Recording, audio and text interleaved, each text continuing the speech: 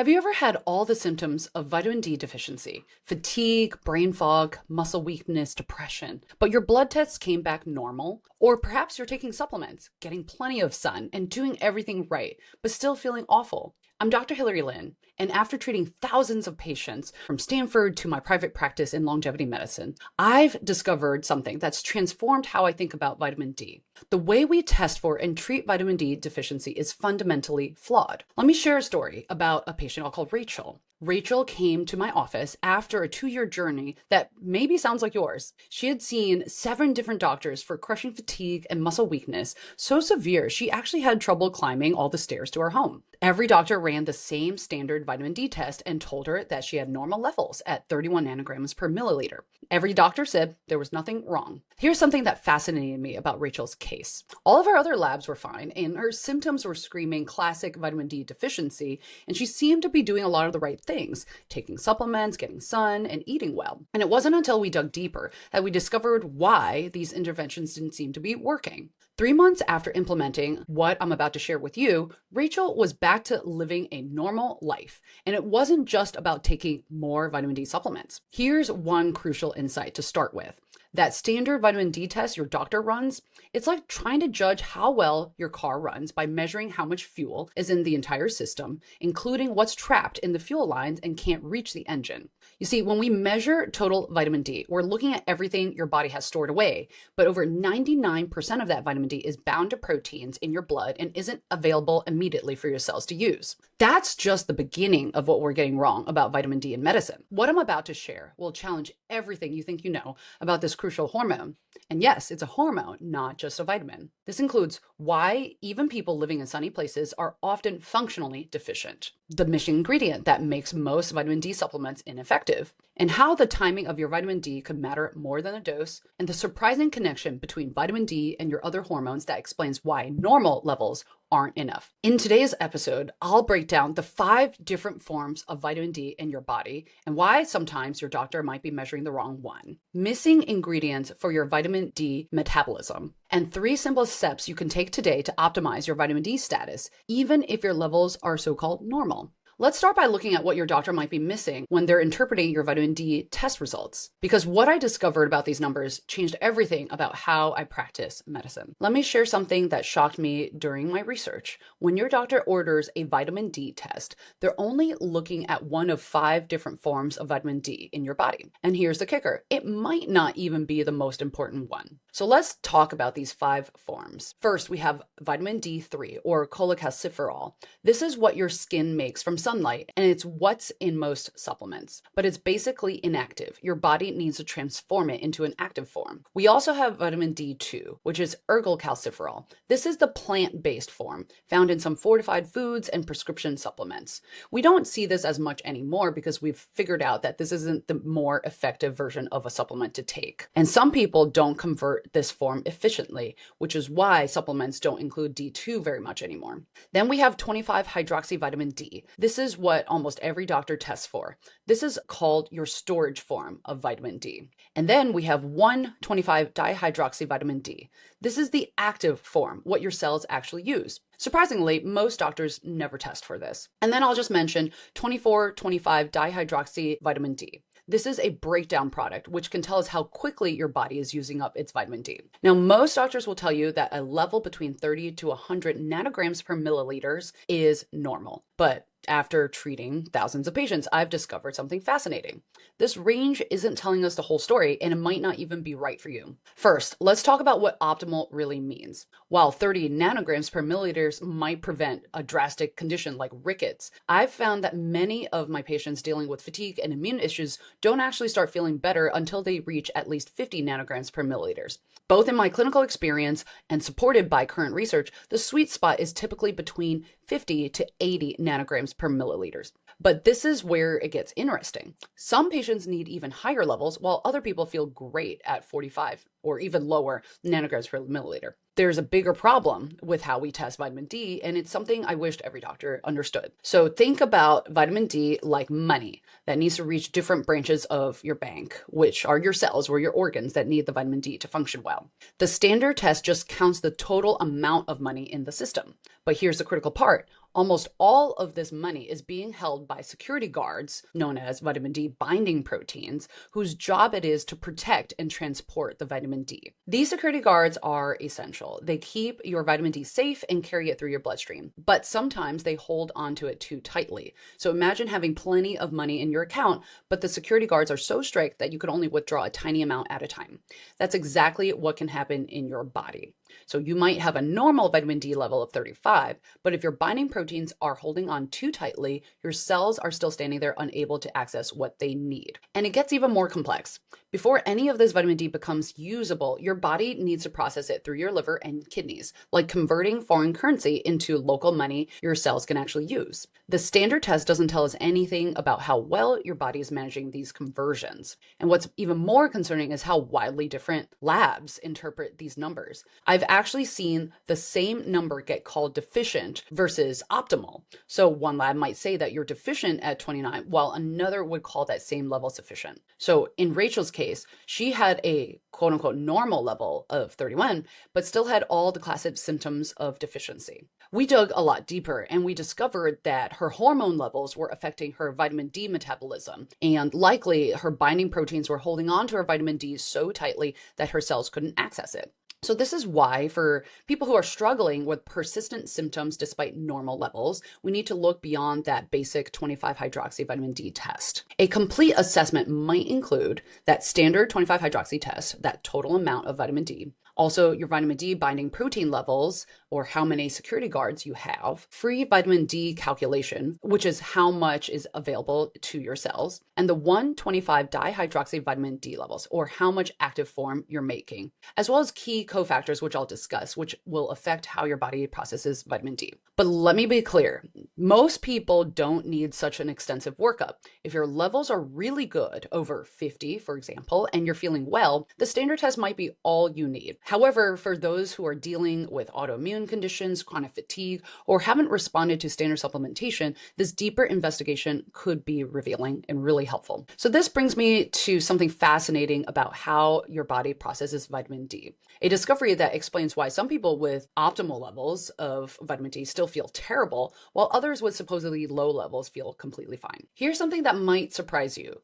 Vitamin D isn't just a vitamin. It's actually a hormone itself. And what I'm about to share about its role in your body's hormone network will transform how you think about your unexplained symptoms, from brain fog to fatigue to mood changes. Let's start with what I consider to be the most fascinating discovery in recent vitamin D research: its profound impact on your brain and stress response. When you're chronically stressed, your elevated cortisol, or stress hormone levels, trigger an enzyme that breaks down active vitamin D faster than usual. But here's the interesting part. Vitamin D actually fights back against the effects of chronic stress in ways that we never knew about till recently. So the science here is extraordinary. Studies have shown that vitamin D acts as a powerful protector for your brain, particularly in regions crucial for mood, memory, and stress resilience. It's like having a skilled maintenance team that not only repairs stress damage, but actually fortifies your brain against future attacks. It does this by reducing inflammation, boosting your natural antioxidant defenses, and, most incredibly, helping produce special compounds called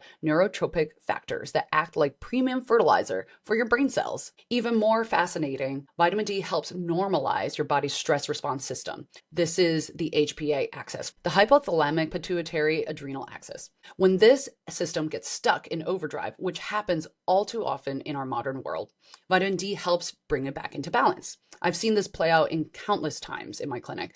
Patients who thought that they were just stressed discover that optimizing their vitamin D levels transforms their resilience and their mental clarity. Now let's talk about another crucial hormone relationship that's often overlooked. There's this intricate dance between vitamin D and your thyroid. This connection is so profound that it's really revolutionizing how we think about both thyroid disordered and unexplained fatigue. A groundbreaking Mendelian randomization study recently suggested that optimizing your vitamin D levels might actually help protect your thyroid function. Think of vitamin D as a conductor, helping your thyroid hormones better communicate with every cell in your body. But what's really interesting is that even in people with normal thyroid numbers, low vitamin D can impair how well your cells respond to thyroid hormones.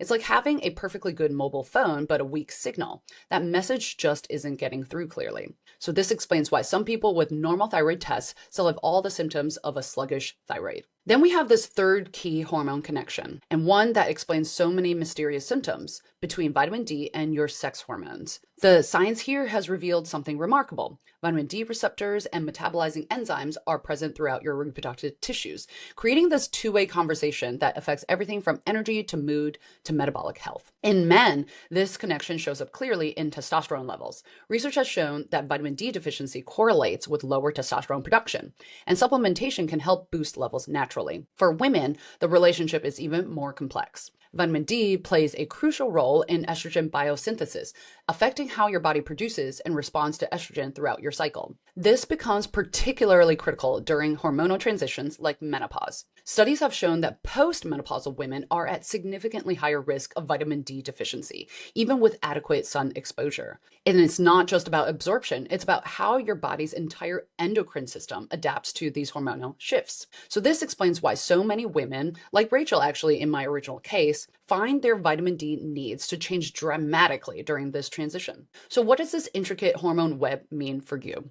It means that treating vitamin D deficiency isn't just about popping supplements or getting more sun. It's about understanding and working with your body's entire hormonal ecosystem. So let's revisit the 3 game-changing insights that came from all of this research. First, remember, your stress response and vitamin D levels are locked in this bidirectional relationship that can either support or undermine your brain health and resilience. So by optimizing both, you can create this upward spiral of better stress tolerance and clearer thinking. Second, we have the vitamin D thyroid connection, meaning that optimizing your vitamin D status could be that missing link in resolving unexplained fatigue and metabolic issues, even if your thyroid numbers look normal. And third, understanding how vitamin D interacts with your sex hormones is crucial for navigating hormonal transitions and optimizing your energy, mood, and overall vitality at every stage of life. But here's the most exciting thing. Once you start understanding these connections, you can start working with your body's natural hormonal rhythms instead of against them. Now, I'm going to talk about a revolutionary discovery about timing. How when you get your vitamin D might be just as important as how much you're getting. When I tell people that the time of the day they take their vitamin D might matter more than the dose, I often get a lot of surprise. It's almost like your supplements have jet lag. So this insight emerged from fascinating recent research, and it's transformed the way I approach vitamin D optimization for myself and my patients. And once you understand the science behind it, you'll never look at your morning routine the same way. So here's what we've discovered. Your body's response to vitamin D isn't static. It's actually following a precise daily rhythm that's almost like an orchestrated dance between your hormones, genes, and metabolism. And just like showing up to a dance class at a wrong time might leave you doing a waltz during hip hop hour, taking vitamin D at the wrong time might mean that you're not getting its full benefits. The science here is absolutely fascinating. So studies have shown that your body processes vitamin D differently depending on when you take it. In fact, researchers have found that giving vitamin D at certain times of the day results in better bone density improvements and fewer side effects like calcium issues compared to the exact same dose given at other times. It's like your body has specific office hours when it's best equipped to process and use vitamin D. And here's where it gets even more interesting. Your active vitamin D levels follow a daily rhythm, peaking during the day and reaching their lowest point in that early dawn morning. When researchers discovered this pattern, it completely changed how we think about vitamin D supplementation. Imagine trying to deposit a check when the bank is closed. That's essentially what we're doing when we ignore these natural rhythms. I sometimes notice this pattern with folks who are night shift workers. A lot of night shift workers will take the same supplements as everybody else, people who work a regular day shift. But night shift workers consistently struggle more with symptoms such as from vitamin D deficiency. And it's not just about a lack of sun exposure. The entire vitamin D processing system goes out of sync. To dive a bit more into the science, vitamin D helps synchronize important genes like BMAL1 and PER2. These are your body's internal timekeeper genes. So when these genes are properly synchronized, they help regulate everything from your metabolism to your energy levels throughout the day. It's like vitamin D isn't just a regular nutrient. It's one of your body's primary timekeeping signals. So just to repeat it, because that was a lot of info, you can access vitamin D supplements better if you take it at certain types of the day, typically in the morning, or at night if you are a night shift worker. But also having sufficient amounts of vitamin D helps you keep better time with your circadian rhythm. Now let's talk about another crucial aspect that many doctors and people miss: the seasonal aspect of vitamin D timing. You see, your body's vitamin D machinery doesn't just follow a daily rhythm, it follows an annual one too. This isn't just about less sun exposure in the winter. Your body actually processes vitamin D differently depending on the season. So I've found that even patients getting the same amount of sun exposure through different means show distinct seasonal patterns in how their bodies process vitamin D. It's like your body has a built-in calendar that's as important as a daily clock. So for example, let's take one particular case, Claire. This was a software engineer who I was working with who worked from home a lot. And so she was taking vitamin D as a supplement, 5,000 IUs, which is the typical max dose that I recommend for many people. However, the problem was she was getting her good enough sun exposure by walking her dog in the late afternoon. And despite her labs showing decent vitamin D levels, she was still struggling with winter fatigue. So we tried a few different things, including shifting her schedule to include morning light exposure and adjusting her supplement timing seasonally. Her energy transformed within a month. Her vitamin D levels actually didn't change on her blood test, but her body's ability to use that vitamin D improved dramatically. So why is this timing effect so powerful? When you give your body the right signal at the right time, you're not just providing raw materials, you're speaking your body's native language. It's like an orchestra. Properly timed vitamin D exposure is like a conductor raising their baton at the start of the performance. But that orchestra also needs to play different music for different seasons, and the conductor needs to adapt accordingly. So, what does this mean practically for you? 1, daily timing matters. Morning light exposure isn't just about getting vitamin D, it's about setting your body's master clock. For supplements, research suggests taking them with your largest meal of the day to optimize absorption, but also early in the day because that's when the timing works with your circadian rhythm. For people taking a lot of different medications, you might want to time your vitamin D away from them for proper absorption. There can be some competition, although for a lot of people, this extra factor might not matter so much. If you want to be really optimal though, this can be an extra optimal step to take. And second, seasonal adaptation is key. So your vitamin D needs typically increase by 50% or more during winter months. Morning light exposure becomes even more crucial during shorter days, and the timing of your supplements might need to shift with the seasons. And if you're somebody with a specific schedule, for example, if you work in the office and you don't get any morning sun access, use your lunch break for some outdoor exposure and consider a light therapy lamp for morning signal. I actually use a little light bulb to help me get up in the morning because I don't get a lot of sun in the northern hemisphere, and unfortunately I don't really get outside early in the morning like I wish I could. I also recommend, like we mentioned before, timing your supplements with your first substantial meal, particularly for supplements like vitamin D, which are absorbed better with food. And if you're a night shift worker, you might want to create a modified morning routine when you wake. So use strategic light exposure to help reset your rhythm and adjust your supplement timing, including your vitamin D, to your active hours. And for those seasonal transitions, you want to start adapting your routine 2 to 3 weeks before the season changes if you want to go for that optimal shift. And gradually shifting your timing with the changing sunrise will help your body adapt better. You may also need to adjust your doses up and down depending on seasonal patterns. Remember, in the winter months, you tend to need more supplementation of vitamin D. But what if you're doing everything right with timing and still not feeling optimal? This is where understanding the crucial role of certain cofactors becomes vital. So most of us have probably heard of the importance of vitamin K2 in adjunct with vitamin D supplementation. K2 acts like your body's traffic director and ensures that the calcium you absorb thanks to vitamin D actually goes where it's supposed to, into your bones and teeth and not your arteries and soft tissues. And yes, K2 is absolutely crucial for most of us. Without it, increasing your vitamin D could theoretically do a bit more harm than good, like hiring more delivery trucks without giving the proper GPS systems.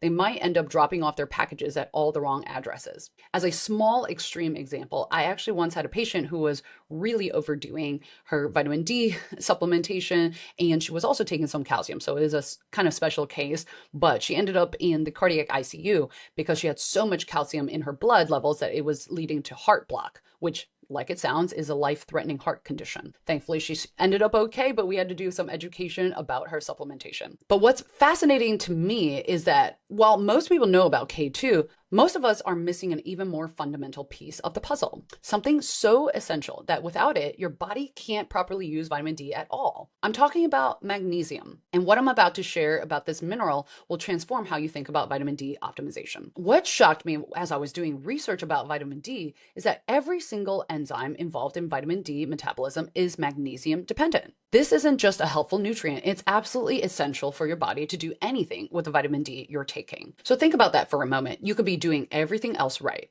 taking vitamin D with K2, getting sun exposure at the right times, optimizing your hormone levels. But if you're deficient in magnesium, it's like having a perfectly good car with no oil in the engine. It simply can't function properly. And here's the problem that I see in my practice almost every day. The standard way we test for magnesium is basically useless. So when your doctor runs a standard magnesium test, they're only looking at the magnesium in your serum, free for the lab test to detect. Here's the catch. Less than 1% of your body's magnesium is detected by such tests. The rest is hidden inside your cells, where all the important work happens. So you might be taking extra large doses of vitamin D, even up to 10,000 IUs, which I don't typically recommend for most people. And you might not see levels budging for your vitamin D levels, or your symptoms might not be going away. If you're one of these people, you might want to double check your red blood cell magnesium levels. RBC magnesium level is your storage magnesium level, and that might be helpful in detecting whether you're deficient in magnesium. By making sure that you're not deficient in magnesium, you might actually require a much lower dose of vitamin D supplementation. Recent research has shown that magnesium doesn't just help activate vitamin D, it also helps regulate how much gets activated. So it's like having a skilled financial advisor who knows exactly when to invest your money and when to save it. Without adequate magnesium, your body might actually convert too much vitamin D into its active form too quickly, and that can also cause problems. I've observed this several times in my own practice. Patients with low magnesium often have signs of vitamin D deficiency, even if their blood levels of vitamin D are normal, while others develop symptoms of vitamin D excess on relatively normal doses. Their bodies have lost the ability to properly regulate vitamin D activation. So as you can imagine, magnesium is involved in all of those different pathways that vitamin D is involved with. First, we've got the hormonal effects. Magnesium helps regulate the enzymes that activate and deactivate vitamin D, and is crucial for vitamin D receptor function, and it helps maintain the delicate balance of calcium regulation. And as you might imagine, magnesium is also important for the timing impacts. Magnesium is essential for the proper circadian rhythm function, and it helps regulate the enzymes that control daily vitamin D cycling. Low magnesium levels can disrupt your body's natural timing systems. And then we've got cellular response effects.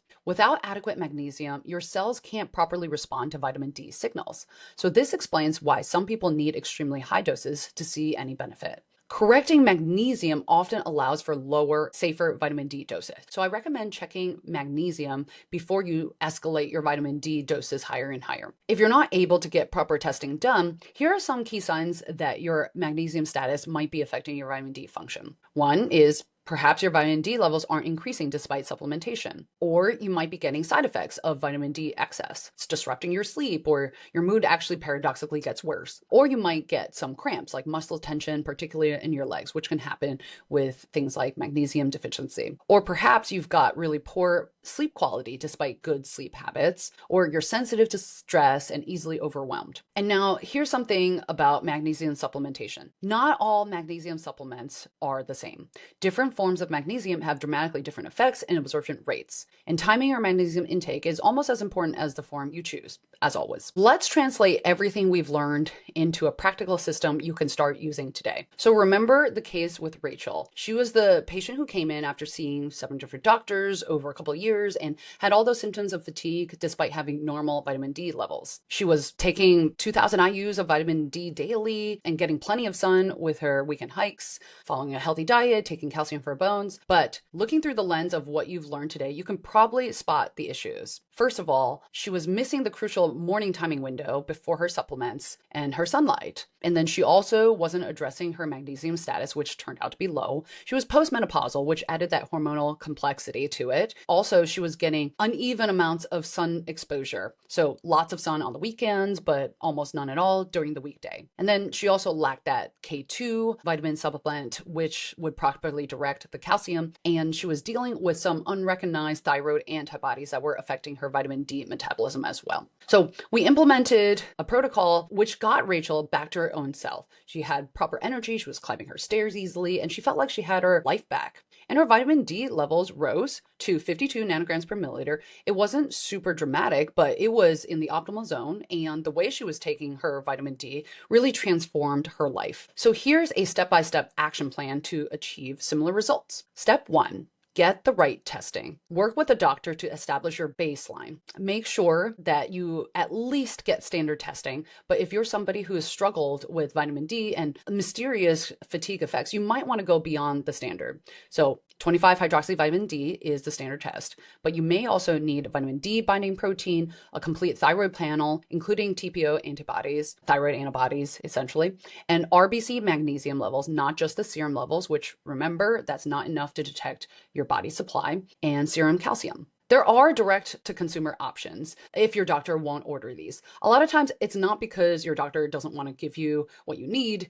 it's because they're not familiar with these types of tests. And unfortunately, doctors don't have a lot of time in the middle of the day to figure out these details. Step 2 is to time your light exposure. Remember all of our timing discussion. Here's your daily light exposure protocol. So in the morning, within 2 hours of waking, you want to get 10 to 15 minutes of direct sunlight, or at least use one of those sun lamps that are safe for your eyes. In the midday, around 11 a.m. to 2 p.m. for most people, get more sun exposure, 5 to 10 minutes. You want to avoid excessive sun exposure. If you happen to live in one of those places that has tons of sun in the evening, you might want to avoid that so that your body can settle down. And if you can't get the natural sunlight, you want to use a 10,000 lux light therapy lamp for 20 to 30 minutes in the morning. And step 3, you'll want to optimize your supplement stack. Here is a suggested supplement timing protocol. And again, as with all things, you want to work with your health professional on this. In the morning with breakfast, preferably to help with the absorption, you'll want to take vitamin D3, and your dose is going to be based on your testing results. But typically it's between 2,000 to 5,000 IUs for most people. Then you want to make sure that you get vitamin K2, which is best in the MK7 form,